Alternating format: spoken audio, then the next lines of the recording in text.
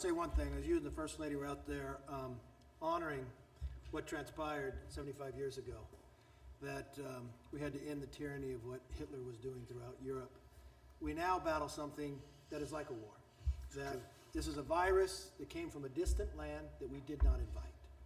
But just as we had to transform our country then and unite, that leadership you're providing is doing just that. As you talk about ventilators, gearing up, testing, more than 1.7 million in 1 week.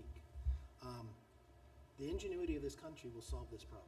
And we will not just solve and get a vaccine for us, but for the rest of the world. I do want to thank you, coming from California.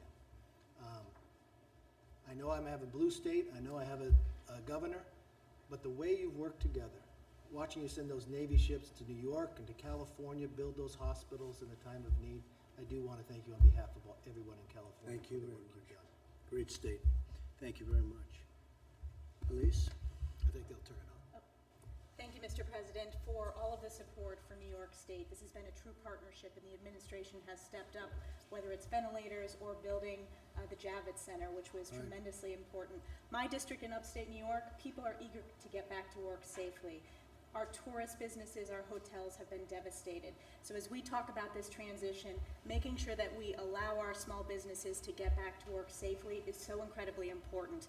Also, our farmers. Thank you to Secretary Perdue for stepping up. We have dairy farmers in our district who are going through a crisis, but we know that you support the farmers, and we're appreciative of all of your work for New York. And I know you've worked effectively with Democrats and Republicans in New York State, so thank you. Thank you very much. And so for the farmers, you know, we gave $12 billion 2 years ago from China through tariffs because they were targeting our farmers. And then we gave $16 billion, and this year we're giving $19 billion to the farmers. And that's more money than they've ever even thought about. And it's keeping them in a position where, really a position of strength, but they deserve it. What they've gone through for 18, 19 years. This isn't a new phenomenon. This is for years they've been ripped off. So we're taking care of our farmers. Thank you very much, Elise. Thank you. Dan, please. Thank you, Mr. President. Thank you for having us here, and thank you for working every single day. You know, Speaker Pelosi would have the America believe that we can only show up to Congress to vote once every 3 weeks. Of course, that's not true. We could be working every single day, just like this administration is, and I appreciate what you've done. Appreciate working with us to protect our energy industry. You know, America is in real dire straits with oil prices the way they are. We're deeply worried about that in Texas, and your administration's been excellent to work with on that front. We understand how important energy independence is to our nation. Texas is reopening, and I think it can be a model for the rest of the country as we step out of a retreat and move to actually confront this virus head on and get people back to work. Well, it's interesting, Dan, because oil prices are now going up and gasoline prices are going down. That's like the best combination I've ever heard. So our millions of people in the energy business, I think, is going to be, you know, that's moving up. But you look at those gasoline prices, and they're really coming down. So I don't think I've ever seen a combination like that. It's going to be very good. A lot of good things happening in energy. Jared, you should say something, because you headed up our whole ventilator problem that this country had. The cupboard was bare when we took it over. People don't realize it, they don't want to say it, but the cupboard was bare, that we had nothing. And I could say that for the military too. Dan would know that almost better than anybody, and the folks that are so much and so well versed on military, but our military cupboard was bare also. We had obsolete equipment, we had old equipment, and now we have we've never been in a position like this. We have the best equipment in the world, all made in the United States. But Jared, why don't you give a little talk on what we did with the ventilators and how that just became such an incredible story. And we're doing the same thing with testing, and we're pretty close to a point where we're equally as good. Go ahead. Yes, sir. On ventilators now, the good news is that every day the balance that we have in the stockpile that the country has continues to grow. Initially, it was very scary in that we had a lot of states requesting numbers that could not be supplied, and a lot of you were very helpful at getting the local hospitals in your districts to give the actual data to the federal government, because the president wanted to make sure that anybody in this country who needed a ventilator would get a ventilator. He saw what was happening in Italy, where people were dying in hospitals and not able to get the care they needed, and the president said, I don't want that to happen in America. Deploy every resource that we have, get all the intel we have, and let's do our best to try to make it work. And we were able to make it work. thanks to your leadership. And then what we were also able to do is use the Defense Production Act at the President's urging, and we were able to contract 11 different ventilator companies. Last year, America made about 30,000 ventilators. This year, we'll make about 150,000 in a 4-month period. And so we're in a place right now where we're doing well. A lot of our allies, the countries that are friendly with America, are starting to get ventilators from us, and we have more than enough to take care of all the American citizens. So it's been a great success story. And on testing, the numbers continue to grow. We have all the supplies that we need to do it. We've now educated all the governors. We have over 5,000 testing machines in the city. We've had the commercial sector through the public-private partnerships that the President had us lead. Those have now identified over 5,000 machines. We've done DPA on swabs, so we're making a ton of swabs. We have reagents. We have transport media. We've been working with all the governors to help them with the National Guard on how to better collect samples. And so we're seeing those numbers starting to really rise. And when you look at the number that America's done relative to any other country, we're 2 to 3 times the next number. So on an absolute basis, the job that you've led on that has been absolutely tremendous, and that's giving the tools to America to start opening up these counties and allowing Americans to get back to work. Thank you, Jared. You've done a great job. Someday people are going to appreciate it. They say, oh, he's a relation. Well, he's a relation. If he wasn't a good relation, I'd get him out of here so fast. Sometimes we have a problem, Louis. I say, get Jared on it. Great job, Jared. Thank you. Smart guy. So here's another smart guy. So Devin, I think I thought about Devin more over the last couple of days than anybody else, because this guy would come in and he'd tell people what was going on, and nobody believed it because it was not believable. It wasn't true that they would be doing a takeover of a presidency illegally, and all of the illegality that was going on. And he was the first one, our superstar Jim, and all of us will admit this guy was just, he wouldn't stop. Devin Nunes, he wouldn't stop. He saw it before anybody, and you deserve a medal. You deserve the equivalent of Pulitzer Prizes. They ought to take the Pulitzer Prize away from all of these phony journalists that got a Pulitzer Prize, and they were wrong. They were wrong on everything, and now they've been proven wrong.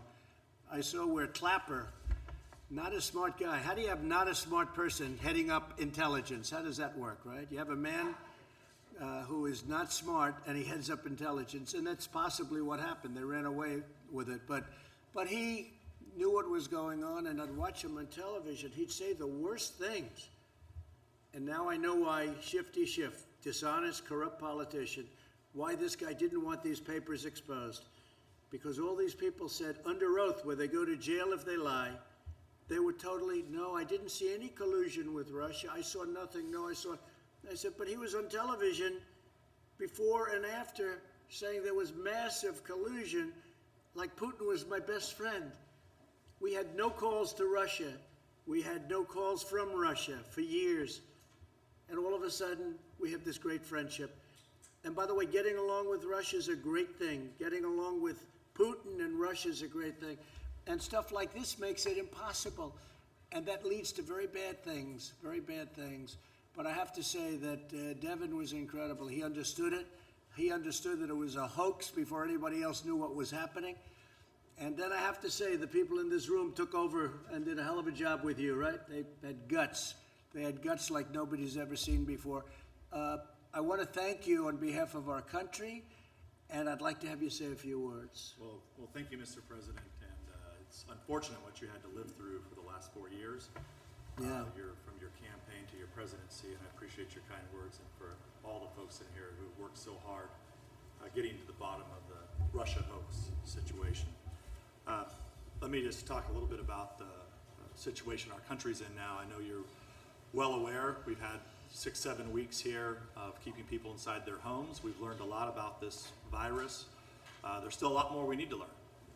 We need to learn what our friends over in Asia were doing at the time that this virus was taking off, and the issues with the World Health Organization. And I believe with your new pick, with John Ratcliffe, member of the House Intelligence Committee, member from Texas, he's going to do a great job getting to the bottom of this, and I think leading the intelligence agencies through what have been some pretty dark times over the last few years. And I think we should say Rick Grinnell has done a great job, too. In fact, John called up. John Ratcliffe called up 2 days ago. He said, you know, I'm really looking forward to this, but I don't know if I can top the guy we have in there right now. And he was, he's going to do a phenomenal job. But Rick Grinnell has been incredible. I mean, Before that, we had an empty seat. But Rick Grinnell, what he's done, even Louis would admit that. And I saw Rick yesterday walking in with thousands of pages of paper into the Justice Department. We didn't see that before, did we, Louis? Huh? Rick Grinnell did a great job, and John is going to be phenomenal. Please. Well, Mr. President, what we expect and the American people expect is transparency from our law enforcement agencies, and I think we're well on our way to getting that. I want to also thank you for bringing us back here to show the American people that we can be here and do our work. The Democrats are cowering at home right now, and it makes no sense because we've learned so much. I can understand for the first few weeks, but we're learning. We have ventilators. We're learning new ways how to treat this virus. And if we're expecting, as you know, you've been in my district. It's the San Joaquin Valley of California, heavy agricultural area. My folks have been going to work. And because they have to feed this country along with a lot of the folks around here. And you know, if we expect the guys that are cutting meat or working at a grocery store, working in these packing plants, if we expect them to go to work, we ought to go to work as members of Congress. And I'll just leave it at that. I will say I got you all of your permits necessary from the federal government for water. You know, we throw millions of gallons a day of water into the Pacific Ocean that comes from up north. And when I saw Devon, I say, how come those fields are all barren? They're beautiful land, all barren, brown. And then they'll have a little patch like this, a little patch in a corner, or a little patch on one side, and it's beautiful green. You could see it was so, and I said, how come so much of it, 90%, 95%, it looks like a desert, and you have this. He said, we don't have water. I said, you mean you have a drought? This was a long time ago we met, right? Right at the beginning, before I got elected. And I said, you mean you have a drought? He said, no, we don't have a drought. We send millions of gallons of water out to the ocean to protect a very, well, I never say anything's unimportant. I think everything's important. To protect, go ahead, what's the name? The smelt, Delta smelt. Yeah. So you have a Delta smelt that's not doing well. It's getting no water, and it will do a lot better if it had water. But they send millions and millions of it. Is that seriously, is that the only reason? That's the reason they send it out there? Yeah, that and, for the Delta that and salmon, yes. It's so incredible. The farmers are very thankful for recognizing the important work that you've done, not only in San Joaquin Valley, but all over the country. And I'll just say, that's why they're out working, and I think we should be working. And I'm well, glad you know, brought us here. with the water, though, I said, so what has to happen? Well, you need approvals from Congress, from this, from that. You need all sorts of approvals, but you need it from Commerce more importantly than anything. I got every approval for you, and you got a lot of the state approvals done through Kevin and yourself and others. All you need now is the signature of the governor. And those millions of gallons of wasted water going into the Pacific, that's like a drop in the bucket. Doesn't mean anything to the Pacific. All of that water would come right down all the way into Los Angeles. And you know, in Los Angeles, I had a house in Los Angeles. You couldn't, I sold it. You know why I sold it? Because Secret Service says you can't come here anymore. I said, I might as well sell it. But I had a house, and you couldn't have water. You couldn't water your grass. They said, oh, you're not allowed to water your grass. And then you look at this massive turn. They had a turn. It takes a day to turn it. It's like a big faucet. And they turn it, and it veers all the water out into the Pacific. It's crazy. So we're all set, except you need Gavin's signature. If you get Gavin's signature, you're going to have water from Los Angeles all the way up. Yeah. And it's the most incredible thing I've ever seen. I thought it was a drought. I said, he said, no, we have tremendous amounts of water, but we send it out to the Pacific Ocean. And it was over the smelt. So if you can get his signature. Well, I know you know, during this time of crisis, we need to work with the governor, and I thank you for working with our governor, who's obviously not a supporter of yours. But there is a serious issue there that the governor needs to recognize that we have a water crisis. in our state that you've recognized, and he needs to drop the lawsuits that he's brought and work with us. Well, we've gotten along very well, Gavin Newsom. We've gotten very well with regard to COVID-19, as we call it. In that respect, he's been fantastic, and we've been fantastic, and he said very generous things. But on other things we disagree, like the water, like cars, because you can have a car for much less money that's equally good environmentally, but much safer, better car. California forces you to build a bad car that doesn't work well, and there are a lot of reasons for not doing it that way. So we'll end up. So on that we don't agree, but we agree on the coronavirus, and on that we've gotten along very well, and we've done a great job for California and for everybody. And he was very honest about that assessment. It would be great if you could get the water, but you're all set, okay? You're all set. Just I say that to Kevin too. Get his signature, and you're going to have so many. All those thousands of acres are going to be opened up, and they'll have plenty of water for Los Angeles too. So they won't have to ration. They're going to ration the water in California. It's the most incredible thing I've ever seen, and yet they're sending millions of gallons out. So thank you very much. But thank you thank you very much for the job you've done. Appreciate it. Thank you, sir. Please. Ted Budd, North Carolina. Yes. I want to thank you for having me here. I also want to thank my colleagues from the House. There is no vote today. There's nothing we're voting on. The Speaker Pelosi, has not brought us in to do anything meaningful, but we're here to lead by example and to say that we're ready to work. So we need something meaningful to help those back home. In North Carolina, we're very grateful for all the work that you've done here. And again, Secretary Mnuchin, want to thank you as well for all that you've done. The PPP and the work that you've done for Main Street has helped keep these businesses intact so that we can have this quick recovery. We're ready for Q3. We're ready to get going in North Carolina. We're ready to rebuild. Great job. Thank you. Thank you, Mr. President. Guy Reckenthaler from Pennsylvania. I just want to thank you and the administration for holding China accountable. I think for way too long, no one's held China accountable. And the fact that we're looking into the World Health Organization and how they really worked hand in glove with the Chinese Communist Party to cover this virus up in the early days is absolutely shameful. So thank you for bringing attention to that. In Pennsylvania, we're having a really hard time because the governor has had such draconian shutdown measures. We're now #1 in unemployment claims, but we're only #5 in terms of population. Instead of protecting the most vulnerable in nursing homes, where you had 65% of the deaths, if not more, in Pennsylvania, he just had a draconian measure, one-size-fits-all approach that lacked any kind of nuance, and it's destroying our economy while at the same time leaving the most vulnerable exposed to this virus. So thanks for calling out the governors that are going too far with this and calling for America and Congress to go back to work. So what the Democrats are doing in Pennsylvania is a disgrace, okay? It's a disgrace. Thank you very much. Thank you. Mr. President, Mark Green from Tennessee. Great to see you again.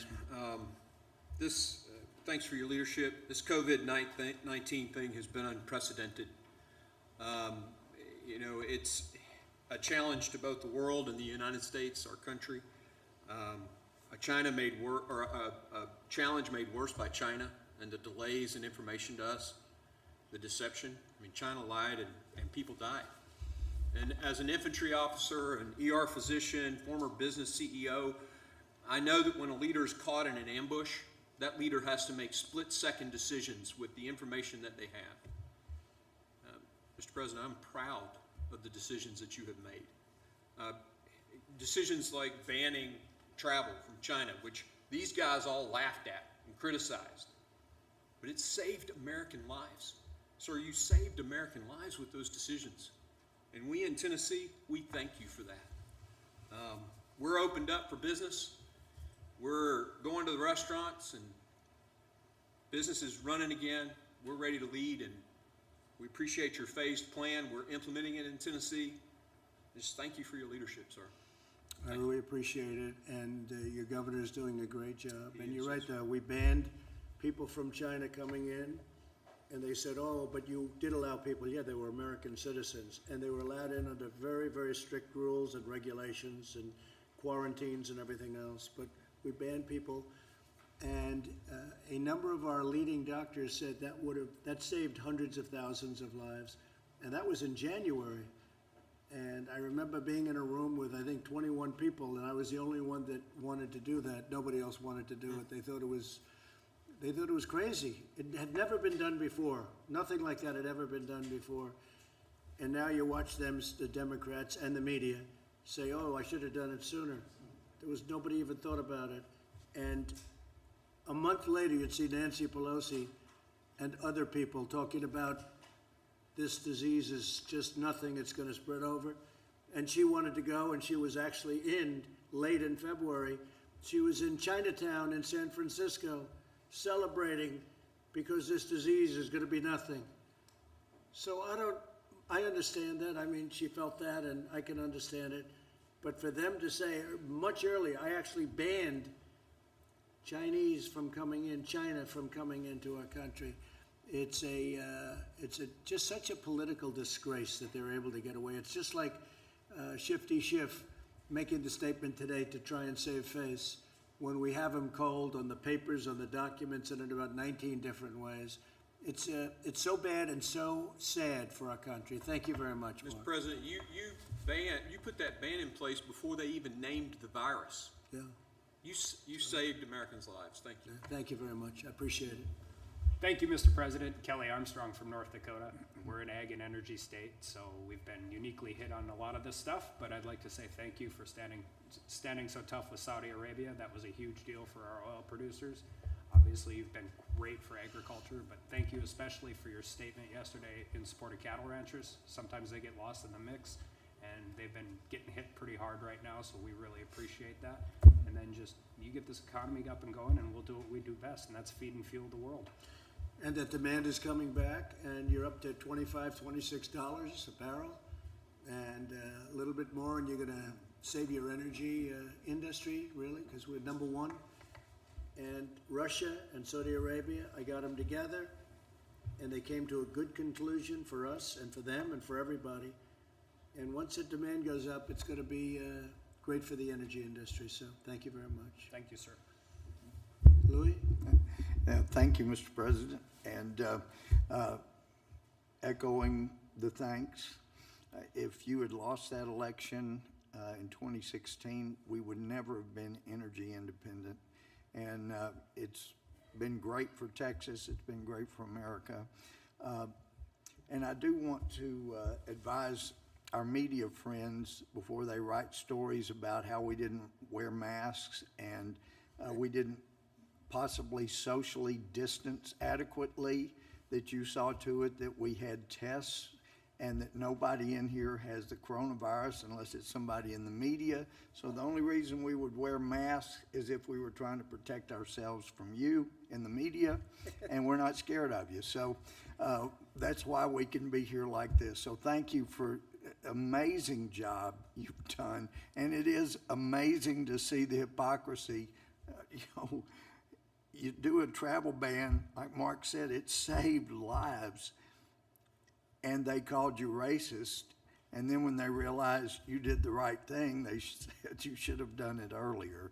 And perhaps they could have noticed the need if they had not been pursuing, the hoax that was the impeachment. And I know the Speaker has appointed this new committee to investigate your handling of the coronavirus, and I've suggested they ought to name that committee the Committee of Oligarchs to Unelect the President, or coup for short. But that's exactly what it is. And the money, Steve and Larry, thank you for your work.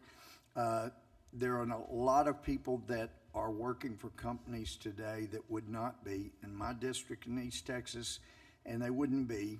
I've heard this week from some that say they're getting threats that if they had any capital, they shouldn't have taken the loan, and they may be pursued for criminal when they could not have hired those people back if they had not taken the loan. So right. I hope that that'll be backed off a little bit, because it has put people to work that couldn't otherwise.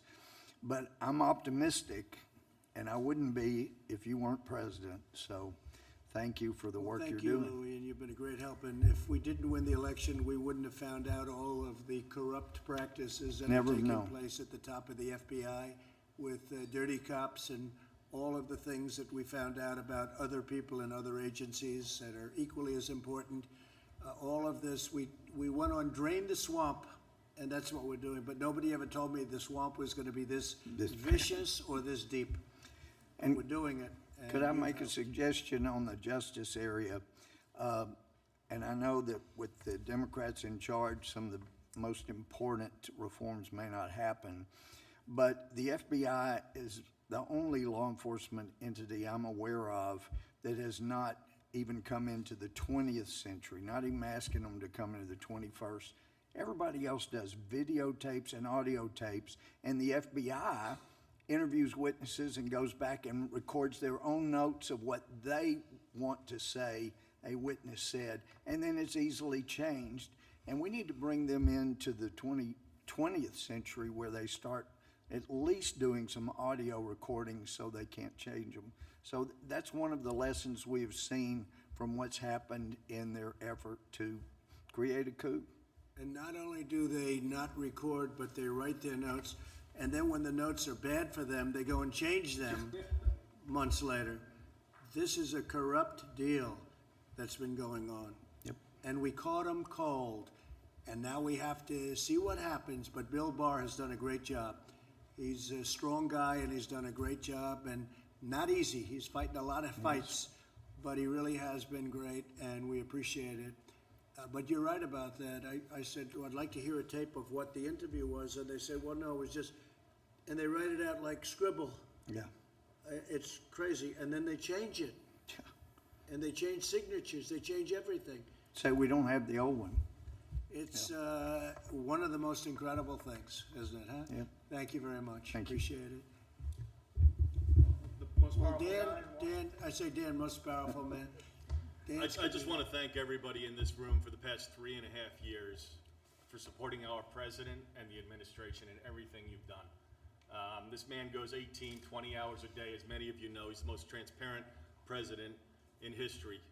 He's the most accessible too. There's nobody in this room that can't call or get through to him, mornings, evenings, midday. But we love you all, and thank you so much on behalf of everybody here in the White House for everything that you've done supporting our president. It means the world. Thank you. And what a job he's done too, right, Mark? He's been amazing, and he does it himself. I remember when I was running Crooked Hillary, had 28 people. I had Dan, and Dan blew them away. It wasn't even a contest. And we have now, I guess, 6 different sites, platforms, and we have numbers that these people don't have. They don't even come close to it.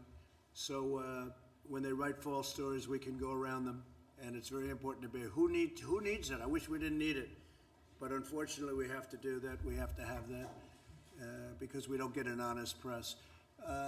Please, I'll tell you, Gates, you've been something. He's out there, Devin, right? He's out there fighting. Thank you, Go Mr. ahead, President. Matt. Your team is here. We're ready to work, and we are inspired by our president. I have observed your willingness to work with anyone. I saw the Democrat governor of New Jersey categorize the administration's response as extremely responsive. I've noted on our calls that our Democrat colleagues in the House, like Tom Suozzi and Jimmy Panetta, have made contributions reflected in the great work that Jared has done on testing and that Secretary Mnuchin has done and that the chief has done as well. But I have to say, Mr. President, I'm deeply concerned about what we're seeing from the Democratic leadership, because in the last several days, they have been caught in a terrible lie. Not only was there no collusion, we now know that the leaders of the Democratic Party knew that there was no collusion at the beginning and willingly lied to the American people anyway. Now we see that they're reverting to their old playbook.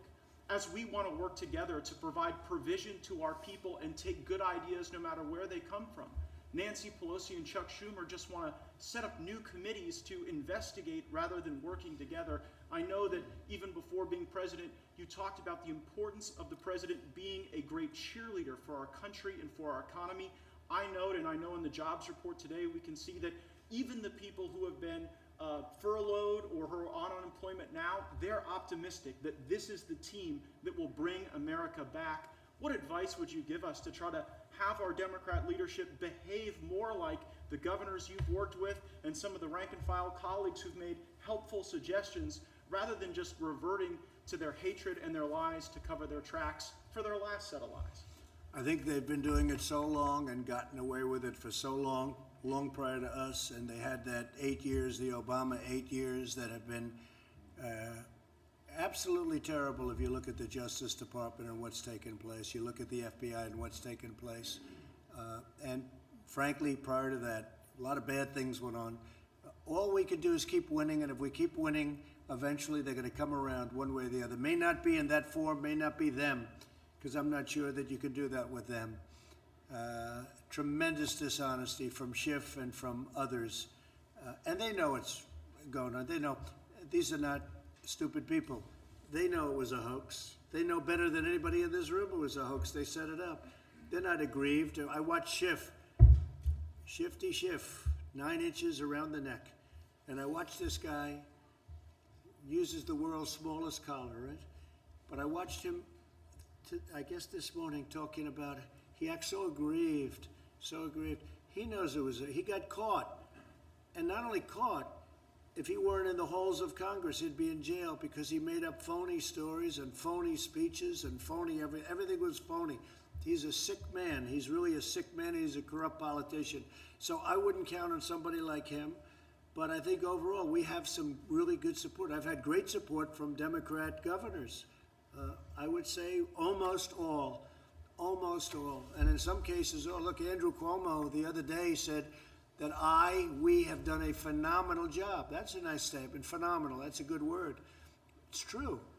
But we've had great support. And Gavin Newsom, the same thing. He said something, the equivalent of that. So we can work with them. But I think this group is perhaps beyond repair. They're sick. There's something wrong with them. Mark, please. Well, Mr. President, I know I speak for you, but I just want to thank all of you for setting the example and coming back to Washington, D.C. It's time that we send a message to the American people that we're open for business, we're ready to get back, and we're ready to support a president who has been willing to take the bold moves each and every day to make sure that America's first. So thank you for allowing me to serve, and thank all of you.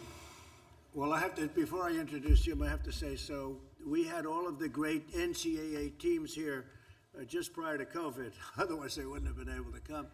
But we had all of the teams, and one of the teams was the top wrestlers in the country, all the champions, NCAA wrestlers. And I saw him, and I immediately knew it was a wrestling. I could see there was a little action going on with those ears, and the muscles were coming out of the shirts, and I could see by the jawline. And I walked up with Jim Jordan, and they didn't give a damn about the president. They said, that's Jim Jordan. You don't know what a great wrestler, NCAA champion and a great wrestler. And they saw him, those wrestlers saw this guy, and they said, sorry, President, I got to say hello to him first, right? So Jim Jordan, and he's a champ. He's a winner. He knows how to win. Thank you, Mr. President. The exact same time that we learned what we did about General Flynn, the exact same time we learned that there was absolutely no basis for the entire Mueller Russia investigation that the FBI did, that very time, Nancy Pelosi sets up a select committee to come after you again. And so we just need to understand, guys, that they're never going to stop. But in spite of that relentless attack we've seen from them, Mr. President, we appreciate your leadership. We appreciate your entire team's leadership, getting things done for the American people. And I think, as Dan said, I appreciate your work ethic. I know how hard you work for the American people. I mean, I know how hard Meadows works. He used to return my calls all the time. Now I know he's working 15 hours, 18 hours a day, and you're working even more. So thank you for doing all. The people in the 4th District of Ohio appreciate it. The people around the country appreciate it. And we just need to keep it up, and we'll have the Great American Comeback happening real soon. Great, and you're right, Jim. I looked at this. I didn't even know anything about it. I see she's setting up an oversight committee, and I'm getting called by other countries saying what a great job we're doing. Could we have some help, sir, with testing? Your tests are better than our tests. They're the best tests in the world. We have the best tests in the world. We're the most tests in the world. Could we get ventilators? Is there any way our people are dying? Could we get ventilators? Everything. And they set up an oversight committee about the job we're doing. When she, a month later, was in Chinatown dancing, as I said, it's a disgrace. But what's even more of a disgrace is take a look at the people in the committee. They're the greatest Trump haters in history. Maxine Waters, every one of them is is people that were screaming impeach before I even announced running. Now, I kid when I say that because they'll say that's not true, but pretty close, pretty close. You know, if I say that, they'll say, that's not true. They don't understand sarcasm in the press. But I will say, you look at some of the people in that committee, everyone is a total kill, and it's a disgrace. It's a disgrace that they could do a thing like that. And here we go again. Here we go again. But we beat them, and we've been beating them for a long time, and they cannot accept it. They cannot accept it. That's why it's interesting. I can work with the governors, and we're doing it really well.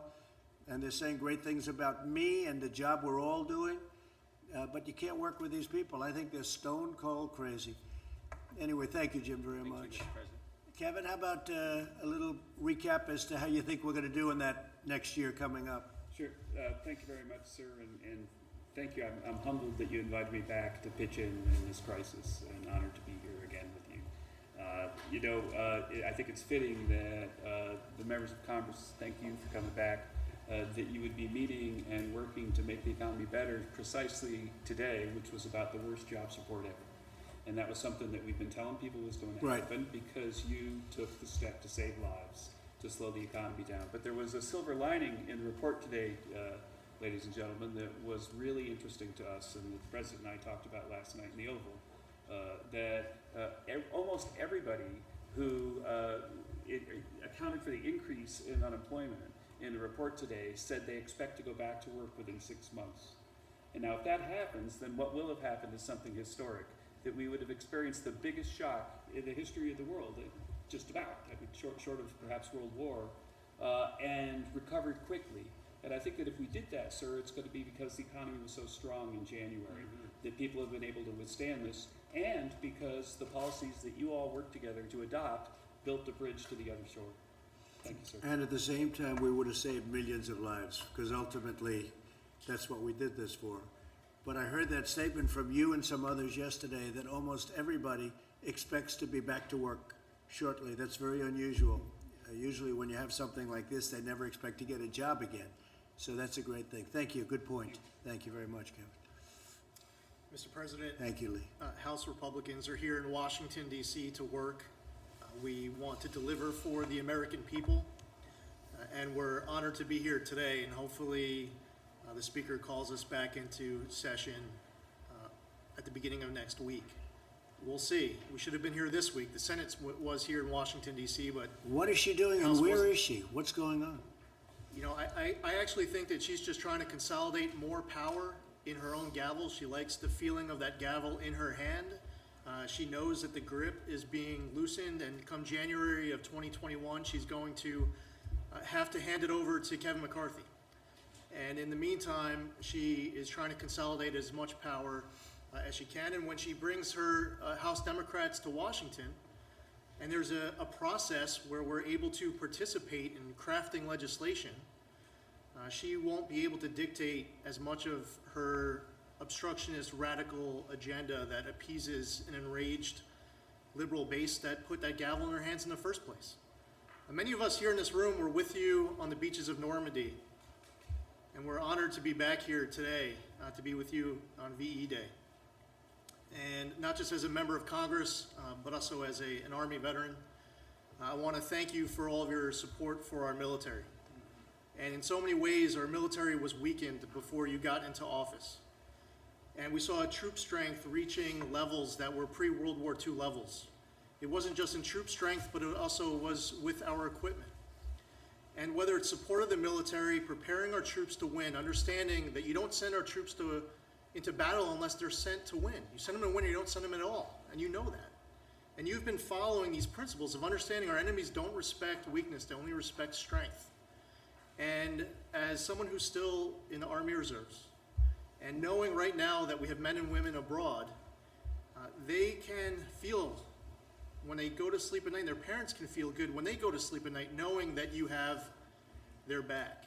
And our greatest generation that fought for our freedoms and liberties 75 years ago, they fought for that flag and our Constitution and made this conversation today possible. I saw them when they were with you in Normandy. Those veterans calling out to you from that backdrop like they were 18 or 19 years old again. They just wanted a moment to share with their president, just to get a thumbs up back. They were little kids, even though they saved the world. And I want to thank you not just for setting up our military for success, but taking care of our veterans, because when they come home, they should be treated with the love, dignity, respect they deserve on behalf of a very grateful nation. As a New Yorker, I want to say thank you for what was a phenomenal effort to deliver for us during this coronavirus outbreak.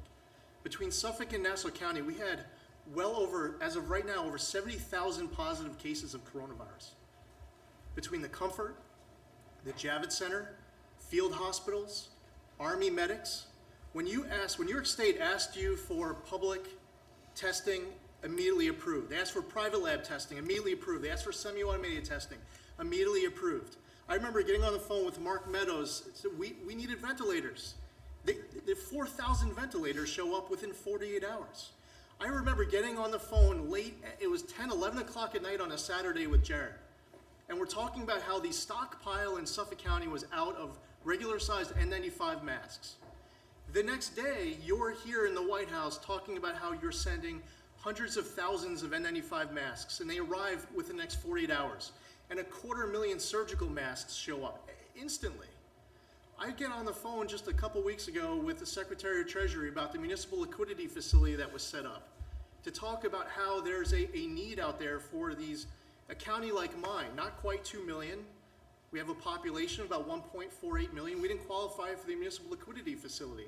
Secretary Mnuchin, the night of getting the last bill passed, he is on the phone and he's working to take care of our issues.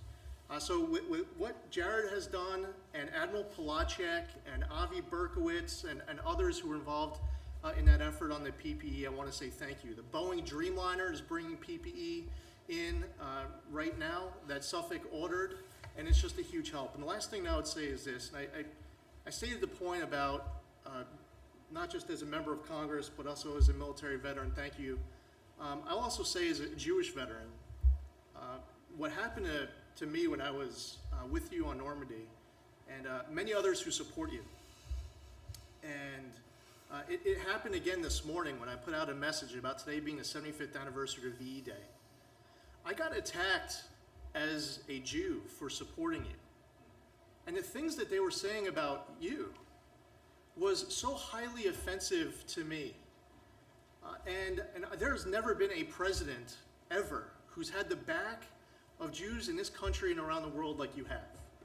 And whether it was moving the embassy in Israel to Jerusalem, and signing the Taylor Force Act into law, and recognizing Israeli sovereignty over the Golan Heights, but most importantly, fighting anti-Semitism here at home. When I see them attacking me and attacking you, especially attacking you and your team, when you are all in, more than any other president, not just delivering on your own campaign promises, but doing what's right and delivering on the promises of presidents in the past, I just want to say thank you. And the Speaker, we all should be in the same foxhole right now, with our rifles pointed in the same direction. And we're all here in the same foxhole with you, with our rifles pointed in the same direction. But unfortunately, while you recognize that the enemy is coronavirus, the Speaker believes that the enemy is you. And I believe that's really important for the Speaker to look around this room right now of people who serve in the House of Representatives who want to work today or in Washington today, that she needs to get her conference back here to fight for the American public as hard as we do. And I thank you for your leadership on all accounts and delivering for New York in what truly was a phenomenal way. Thank you, Lee, very much. Appreciate it. Thank you, Mr. President. Warren Davidson from Ohio.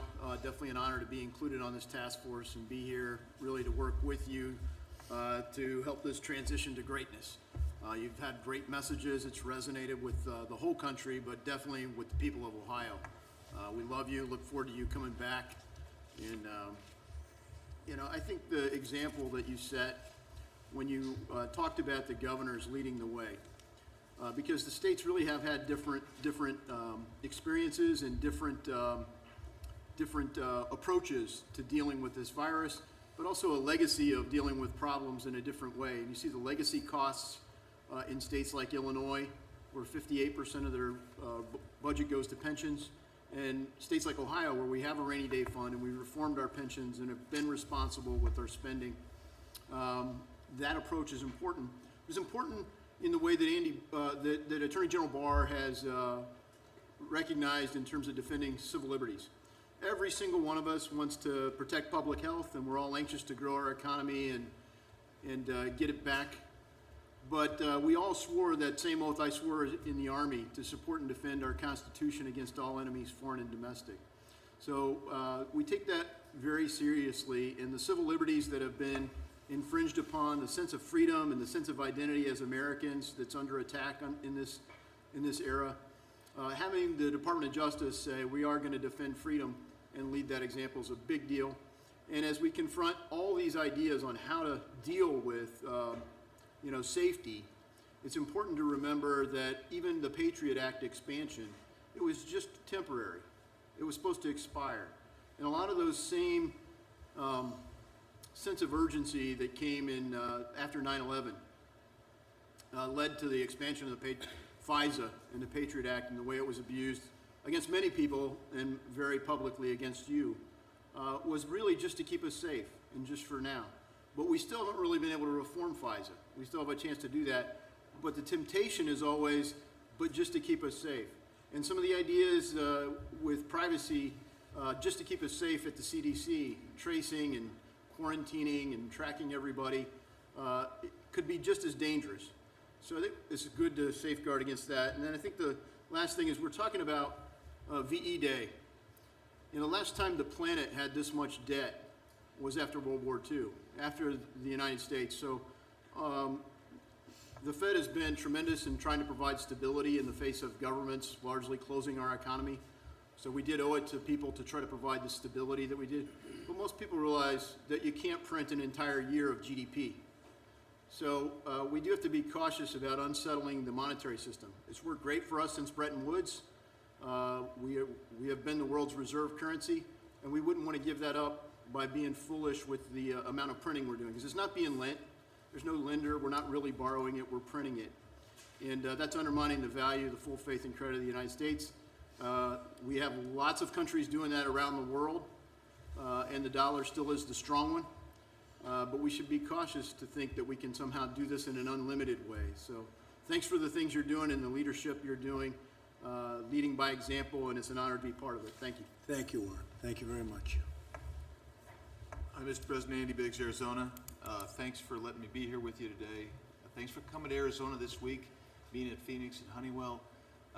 Factory converted, doing 10 million N95 masks Right.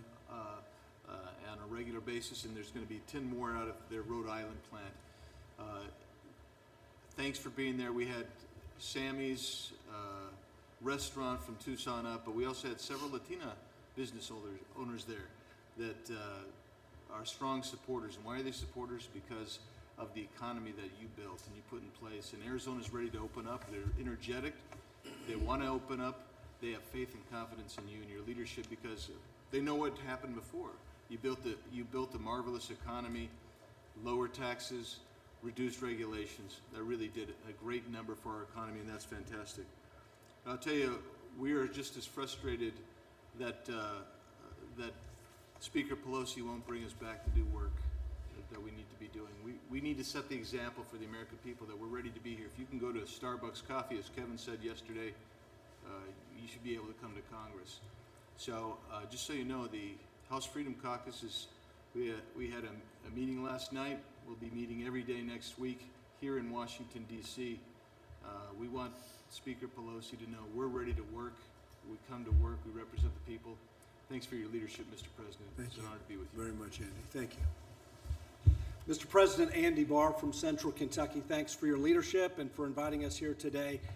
I want to share with you 3 quick stories from my district that illustrate how effective your administration has been in responding to this public health emergency. These stories have not been reported by the press, so I want to direct these stories to the press because they need to know how effective you all have been in responding to us and the American people. First is Dr. Mark Doherty, an epidemiologist at Baptist Lexington, largest private hospital in my district, a nationally known infectious disease expert. He comes to me in March, early in the pandemic, and he says, we can do convalescent plasma therapy. He was one of the first epidemiologists in the country to want to do this. He went to your FDA, sir, and within 4 hours received approval to do convalescent plasma therapy, saved 2 lives on Sunday night. The approval was on Friday. Second, he comes to me and he says, we can save personal protective equipment if we use telemedicine within the hospital. The problem is we need approval from the federal government to do that. So we go to CMS, to Seema Verma, and we say, we can do a Bluetooth stethoscope with an iPad and telemedicine and FaceTime. We don't have to send all of the healthcare workers into the negative pressure room. We can bring modern technology to the fight against COVID. We can protect healthcare workers, and we can conserve critical personal protective equipment. Within days, Seema Verma and her team at CMS responded favorably. That is a nationwide policy change that saves lives for healthcare workers and conserves scarce personal protective equipment. And then the next story is Steve Stone from Nicholasville, Kentucky. He works for Sagent Pharmaceuticals. He comes to us and he says there is a critical shortage of the sedative propofol, which is used for COVID patients on ventilators in New York, by the way. There was a shipment of a month worth of propofol that was held up by the government of Italy. So we got on the phone with Admiral Polacek on your team on Saturday morning. On Tuesday, he had talked to the State Department and had the Italian government release to New York life-saving propofol for intubated COVID patients in New York City, a month's supply. And that was your administration and Admiral Polacek responding instantly to that request. And then the third story is Secretary Mnuchin and his team, and Mark Meadows. We had a small business owner who was not approved in the first round of PPP because he bought the business after February 15th. But this is a 35-year-old business, a dozen employees, $60,000 a year jobs, a small business publication. We went to Mark Meadows, Secretary Mnuchin, his team, and within days, they changed the guidelines, frequently asked questions, new guidelines. We saved 12 jobs in Lexington, Kentucky because of your decisive action. So, Mr. President, thank you for the effective response to this pandemic and this crisis. Thank you. Thank you very much, Andy. Good afternoon, Mr. President. Scott Perry from Pennsylvania. I want to first thank you for acknowledging those NCAA championship wrestlers from Penn State. Jim Jordan, of course, as you know, is a big fan of those Penn State wrestlers. Mr. President, thank you so much for your bold, visionary, decisive leadership. It has made a huge difference in Pennsylvania, in the district I represent, and across the Keystone State. The PPP in particular saved countless jobs. It has been a lifeline for the small businesses across the country, across our state, and of course running it through the local banks, getting government out of it, letting the banks, our local community banks handle that has been it's because that's who people know. They have a relationship, and the bankers, of course, know them. And so that's worked really well. But I will tell you, in the transition to greatness, what I don't think we did envision is the same bold vision and leadership that you've had in some of our state governors. And right now, just last night, our governor announced that we in Pennsylvania are going to stay locked down until June 4th. Mr. President, our businesses are dying. And I don't know what, look, we shouldn't have to make this choice. We're Americans, and we can do two things at one time. You have proven you can do many things at one time and be effective. We have about 65% of our deaths in Pennsylvania happening at elder care facilities, at assisted living facilities, not in hospitals, but at these elder care facilities. The PPE is going to the hospitals. The money a lot's going to the hospitals because we shut them down. The governor's made the choice, instead of helping some of these elder care facilities, we have a website where people can snitch on their neighbor who's going to work or who's opening their business in contradiction to the order. That's not bringing anybody together. So a couple things. Extending the PPP, the 8 weeks, until after the governor opens the state, because employers now don't want to have to pay for employees who are not going to be able to come back to work, right? Because the state is shut down. You didn't do that. The governor's done that, right? So the transition to greatness, I think, might include something like that. Right now, we have counties that want to open up. The governor said no. Counties want to open up. They're not sure. They're scared that if they open up in again, violating, so to speak, the governor's order, that will stop the flow of federal dollars for the programs that you already have. And so some assurance that they can do the right thing and get their people back to work as Americans would be very, very helpful. I would say this as well, Mr. President, the unemployment benefits in the real world, we tried to do the right thing, you tried to do the right thing. Employers are thankful for the fact that they won't be held accountable if their employee doesn't come back to work. But when you have a governor that doesn't want to enforce the policy, it's not really helpful because the employer needs the employee to come back. They need them to come back. And so maybe take a look at that. And finally, in this transition to greatness, Mr. President, China, once we get through this, there must be an accountability. There must be an accountability. We all want to get back. We're here. We're ready to be at work. Speaker Pelosi apparently is not, but if she is going to do phase 4, she's working on her own. She doesn't involve our leadership. She doesn't involve Kevin. She doesn't involve anybody here. Mr. President, the prescription to get us back to work and healthy as an economy, quite honestly, is simple. And you already know it. You've already talked about it a million times. Let's just get back to work. Let's just get back to work. Thank you, Mr. President. Thank you very much. Great. Thank you, Mr. President. Greg Murphy from Eastern North Carolina. I appreciate your strength. I appreciate your persistence. I'm a surgeon, and I appreciate decisiveness.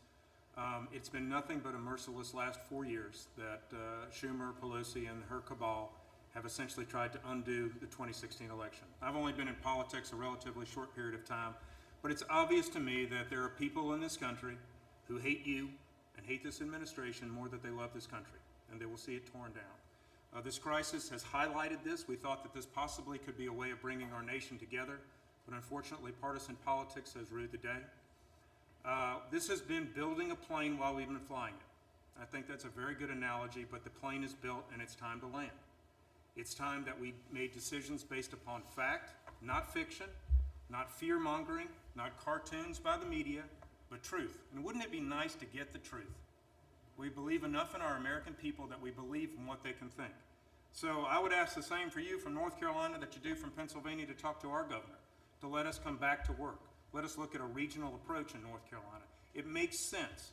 We look at the science, we can do this. We're not inventing the wheel again. So I thank you for your strength, I thank you for your persistence and your leadership. Thank you very much. Thank you. Mr. President, Mike Johnson, thanks for having us today. We've been anxious to get back to the Hill, and we wish we could be in the House doing our regular work, and hopefully we'll get back to that. I represent two important groups today. One is the resilient, hardworking people of Louisiana. We've had a tough run here. I mean, the pandemic hit us pretty hard, and then, of course, we've got the crisis in the oil and gas market, and we're going to recover from that. But the people there are soundly behind you, and so many of them always tell me when they know I'm coming back here to give you their regards and their encouragement and their thanks for what you're doing, your principled leadership. I would echo what's going on in Pennsylvania, North Carolina, Louisiana as well. Our governor's keeping us shut down, and our free market needs a chance to thrive, and if we can do that, we will. It needs to be a region-by-region basis. The second group I'm here, I guess, representing this morning is the Republican Study Committee, you know, the largest caucus of conservatives in Congress.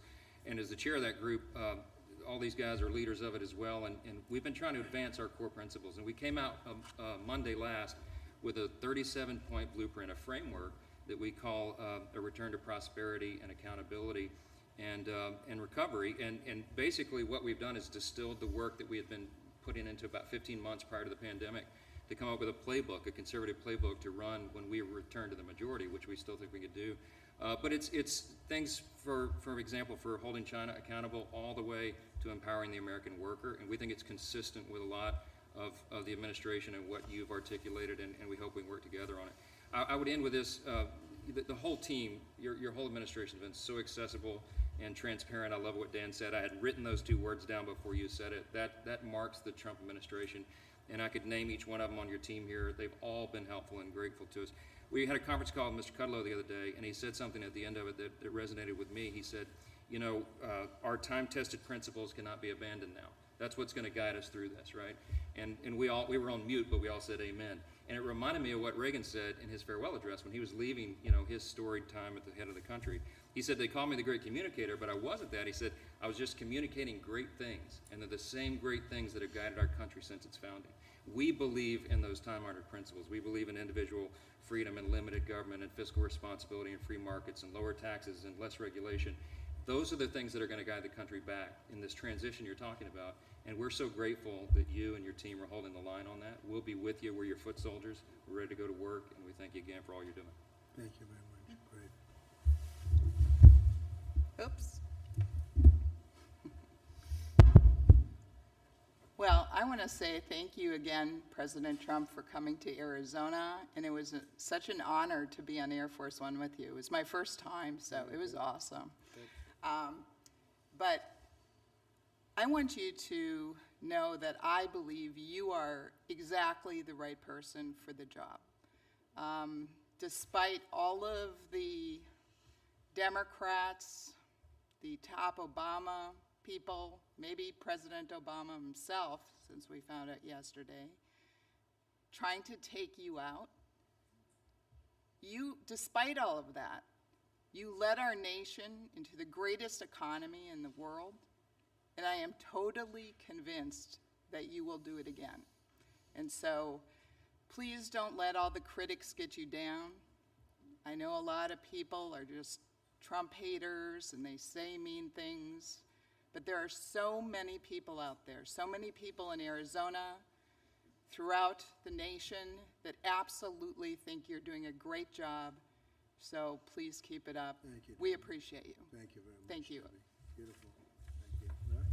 Thank you, sir, and thanks to everybody here. Some wonderful words, and we appreciate your strong efforts and support. We have a lot more to do. I just want to connect a dot or two. Kevin Hassett, my friend and colleague, when we were in the Oval last night talking about these are temporary job losses, probably 3/4 of them, if not more. If you had told me that I would go on the air on a day when we lost 20 million jobs and the stock market would go up 400 points, that would have been very interesting. I've been around a while. I thought I'd seen it all, but this is a new wrinkle. I don't want to repeat this experiment, but I'm just saying. And I do think it's because it's temporary. And I do also think the stock market bottomed in March 23rd. I know it fluctuates and so forth, but I think that a lot of the things that Stephen has negotiated, we've heard about the PPP extending it and so forth, I think that's one reason why these are temporary losses and why the market is shrugging them off. And I do want to reiterate, it is very possible that we will get a lot of these jobs back fast. It's very possible, as private surveys and even the CBO, we will have a 20% increase in growth in the second half of this year, as you say, sir, as a transition. And then finally, I want to say that, and I appreciate your comments very much, sir, if we stay to the principles that worked the first 3 years, I mean, through January and February of this year, the economy was growing at 3.1% at an annual rate before the virus hit.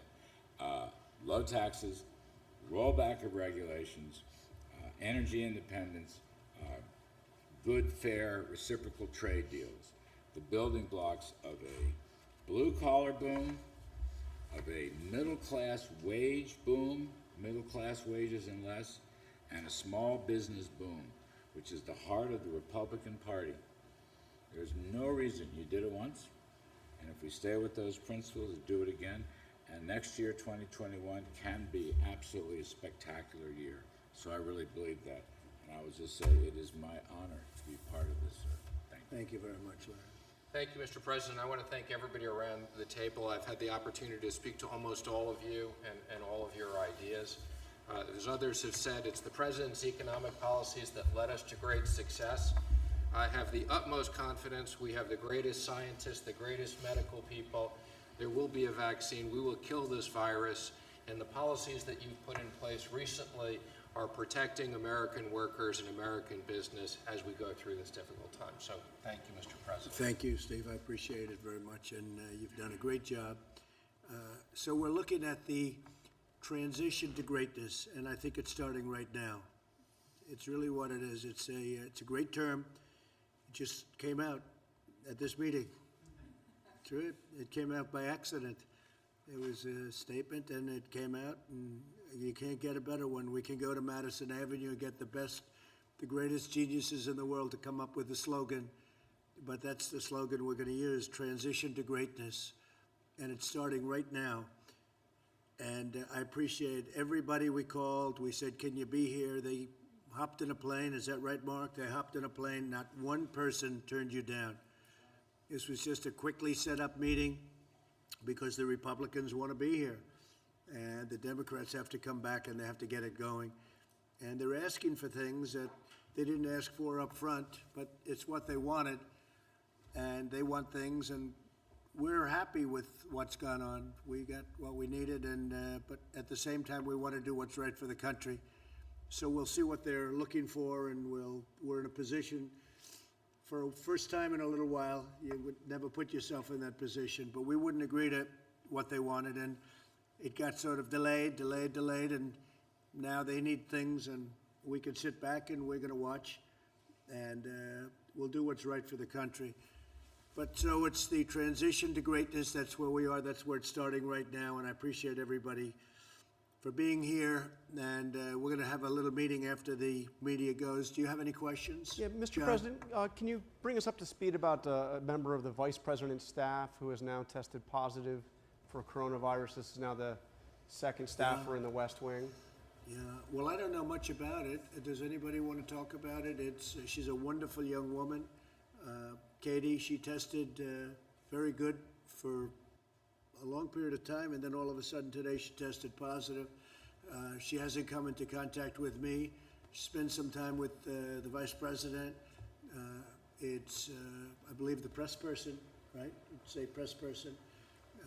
So she tested positive out of the blue. This is why the whole concept of tests aren't necessarily great. The tests are perfect, but something can happen between a test where it's good and then something happens and all of a sudden she was tested very recently and tested negative.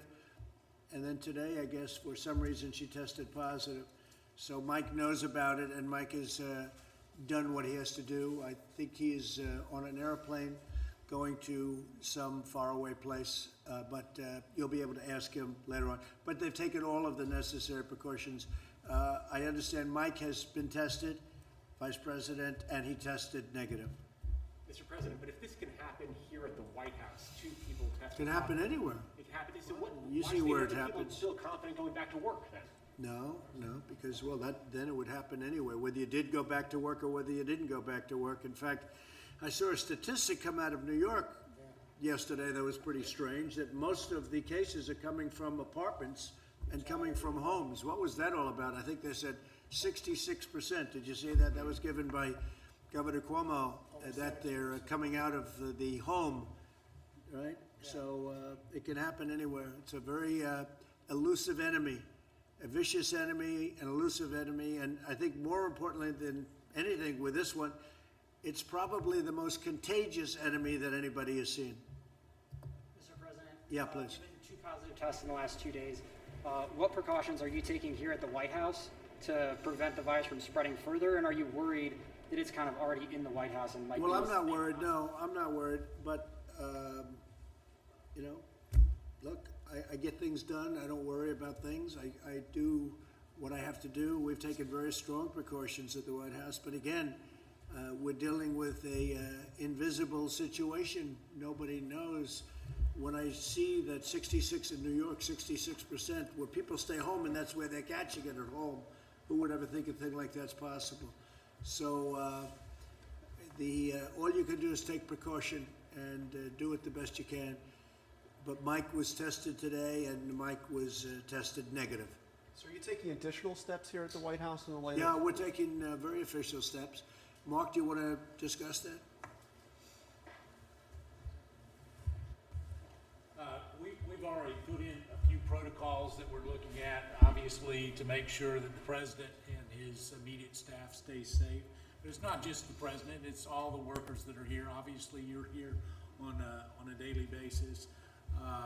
But the protocols that we're putting in place puts a stronger emphasis on making sure that we do the mitigation that we need to do to make sure they're safe. I don't want to get into all the procedures that we have embarked upon, but I can tell you this is probably the safest place that you can come to. All of you, as you know, have to be socially distanced from the president. His meetings that he has are done with a social distancing plan in place. Outside of that, we may take some additional precautions as it relates to the vice president and the president in terms of just making sure that the people that come in contact with both of them are done, that it's done in a way that makes sure that we keep the president safe. Additionally, every member that came here today, they were tested just in case there's a closer contact than we might have. But we put in some additional protocols over the last 48 hours, and we'll continue to monitor. Mr. President, are you satisfied with the measures that have been taken so far? I really am. Look, I understand what we're dealing with. We're dealing with something very serious. And the fact that you have it doesn't mean that it doesn't go away. All right? You can have it and get through it very easily. Some people have a harder time. Most people get through it. Some people are devastated by it. But the fact that you get it doesn't mean, I've had numerous people say they have it, and a couple of days later they're better. Some people say they have it, they think, and there's almost no symptom. Other people have it and bad things happen. So, but for the most part, when you have it, you get better.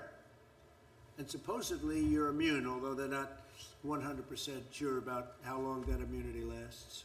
And is there, Mr. President, is there a reason why people just aren't wearing masks at the White House? Well, they are. People But that they're not, sir. no, people that are serving me are. We have The not people- seen anyone wear a mask around you, sir, in the last Yeah. 2 weeks. So I can speak to that. You know, as we look at this, the people that are in close proximity to the president obviously have tested negative. The mask that you wear is generally to keep other people from being infected, and so as we look at that, you know, I can tell you that the testing protocol is a strong regime, and as it gets close to the president, some of those that serve him will wear a mask in those closer proximities. Here's what I would offer off the record to all of you is I know, John, we spoke about this earlier. If you've been on the campus for your safety and well-being, the president's made available to make sure that you could have testing just for the peace of mind. So before you leave today, we've made those arrangements to make sure that you can be tested as well. But we have a lot of people wearing. I'm just looking around. Look at Shay, White House photographer. I'm sure most of you don't know her, but to the best of my knowledge, she's wearing a mask. Is that a mask? Yes. I think to the best of my knowledge, it looks like a mask. Mr. President, could you clarify the status of the Phase 4 negotiations? Earlier, Larry said that they were being paused and potentially for a couple of Well, weeks. we're in no rush. We're in no rush. When you see jobs The out like today, why Democrats, in a rush? the Democrats have to do what they have to do, but I would say we're not looking. We want to see what they have, but I can't say that we're in a rush. We were in a rush to get the money out to people. We have gotten the money out. Some money is stalled because of state machinery. You know, they have old computers, 45-year-old computers. And we said this was going to happen, and I didn't want to do it that way, but the Democrats insisted on going through this particular apparatus for a certain reason, and that money stalled. But that's their fault, and I think they accept responsibility and blame, the Democrats. Mr. President, you said recently that you would, if necessary, be the first person to get a vaccine. How important do you think a vaccine ultimately is? Well, I to didn't getting say I out? wanted to. That's not a correct statement. I said, you said, would you be? And I said, if it was good for the country, I'd be. And if it was bad for the country, I'll wait to be the last one, or I wouldn't do it at all. No, I was asked whether or not I would do it as the first person. If I thought that was a good thing for the country, I would. I don't, personally, and I have to say, I think we're doing very well on vaccines. If they wanted to use me as a test, that's okay with me, if it was good. But that was really the way the question was asked. But how important do you believe a vaccine is to getting out of this? And what do you say to those that this growing anti-vaccine? Well, I feel about vaccines like I feel about tests. This is going to go away without a vaccine. It's going to go away, and we're not going to see it again, hopefully, after a period of time. You may have some flare-ups, and I guess, I would expect that. Sometime in the fall, you'll have flare-ups, maybe. Maybe not, but according to what a lot of people say, you probably will. We'll be able to put them out. You may have some flare-ups next year, but eventually it's going to be gone. It's going to be gone. There are some viruses and flus that came and they went for a vaccine. They never found the vaccine and they've disappeared. They've never shown up again. They die too, like everything else. They die too. And so whether we do or not, I think great progress is being made by Johnson & Johnson, by Oxford, and some others. NYU, I see, is very advanced. But if you don't get it, this is going to go away at some point. Mr. President, what evidence have you seen that this is going to go away without a vaccine? I just rely on what doctors say. They say it's going to go. That doesn't mean this year. It doesn't mean it's going to be gone, frankly, by the fall or after the fall. But eventually it's going to go away. The question is, will we need a vaccine? At some point, it will probably go away by itself. If we had a vaccine, that would be very helpful. Be very happy to have a vaccine. How often do you meet with Dr. Birx, Dr. Fauci, and the medical experts, or have you essentially just moved yourself on to the economic aspect? No, I listen to them. I have a lot of respect for them. Dr. Birx, Dr. Fauci, and we have some other people that are very good. No, I listen to them very, very intently. But how often do you meet with them? Well, talk up, you have a mask on your face. How often do you meet with the medical staff and the medical experts? A lot. Mr. President, for the unemployment, do you find the CDC protocols to be an impediment to opening up the country? Which protocols? The recommended guidelines that have been. No, because I'm relying on the governors, and the governors are the ones that are doing that. And if I see something wrong, I'll clamp down on it very hard and very strongly. But I'm relying on 50 very talented governors. I don't think they are all talented, but many of them are very talented. Why are you not releasing those guidelines? They're released. They know what to do, and they know what they're doing. And we're going to see, but I'm relying on the governors to do their individual states, and they're relying on us very strongly for advice and also for help with respect to equipment, hospitals, beds, ventilators, but also medical supplies. So they're relying on us, and we're able to get them everything they need if they can't get them. Ideally, they can get it, but much of the things that we're getting and we've gotten for them, we're able to stockpile in their states. So we're sending it around, we're sending more than they need. So if this should happen again, they're going to be ready this time. And what happens, though, if the infections go spike once the government... You have to put out the fires. Then you're going to have to put out the fires, and the governor should be able to do that. Mr. President, you said the third quarter would be a transition and the fourth quarter would be good. Where do you expect to see the unemployment numbers at that time? Well, I think the unemployment numbers are going to go way up, and the statement that Kevin made is incredible. Everybody expects to have a job back very shortly. That's not a normal situation. You go into a bad economy, deep recession or worse, nobody expects to have a job ever again. Everybody expects, I saw that chart, almost everybody expects that they'll be working again. This was an artificial turning off of a tremendous economy. We did the right thing because we saved millions of lives, probably millions of lives. But this was just all of a sudden one day we had to turn it off. When we turn it back on, which we've just started doing, I think it's going to come back blazing. I think next year has a chance to be one of the best years economically we've ever had because there's tremendous pent-up demand. So if unemployment's at 14% now, perhaps going as high as 20%, where do you think that will be in the fourth? I think the number is going to be a great number. I'm not going to say exactly what. I can say over a period of time it's going to be where it was, maybe better. Can't get much better. We were at 3.5%, but it will be. I expect it to be where it was. The demand is going to be tremendous, and next year is going to be a tremendous year. Fourth quarter is going to be very good, maybe better than that. The transition is going to be very interesting, but you're going to see some very good numbers coming out of the third quarter. It's a transition. I call it the transition to greatness. We're going to have a great year next year. But You'll see. We can get dug out by the third or fourth quarter of this year economically? Well, the third quarter, we're moving in that direction. Right, I would say it's starting right about now. We're going to start moving in that direction. But the third quarter will be, I think it's going to be very good. It's going to be a very good indicator, but it's going to be very good. But it is a transition quarter. The fourth quarter is going to be good. It could be maybe more than good, Kevin. And next year is going to be, I think it's going to be a really powerful year economically. Mr. President, Larry said this morning that he expects the May unemployment numbers to also be problematic, to be very high.